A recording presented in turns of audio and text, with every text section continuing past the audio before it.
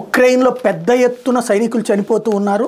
దాంతో వాళ్ళ ఉక్రెయిన్లో ఉన్నటువంటి ఆడవాళ్ళు వాళ్ళ తర్వాత తరాలకి భయం వేస్తుంది. దీంతో కొత్త కాన్సెప్ట్ ప్రారంభించారు. ఉక్రెయిన్ మీద రష్యా దండయాత్ర మొదలై 2 ఏళ్ళు అవుతుంది.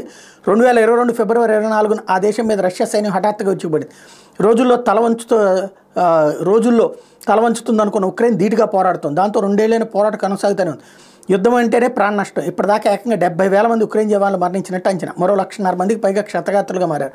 యుద్ధంలో జవాను మరణం పొందితే అతడి లేదా ఆమె వంశం అంతమైపోవాల్సిందేనా?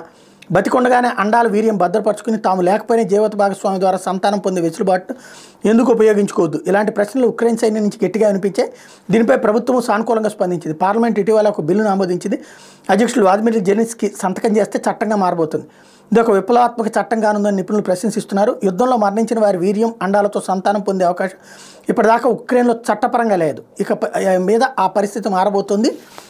తమ భర్త యుద్ధానికి వెళ్లే ముందు వాళ్ళ వీర్యాన్ని భద్రపరిస్తే ఒకవేళ భర్త చనిపోతే వాళ్ళ వీర్యంతోనే బిడ్డలు కనేందుకు సిద్ధపడుతున్నారు అక్కడ గృహిణులు.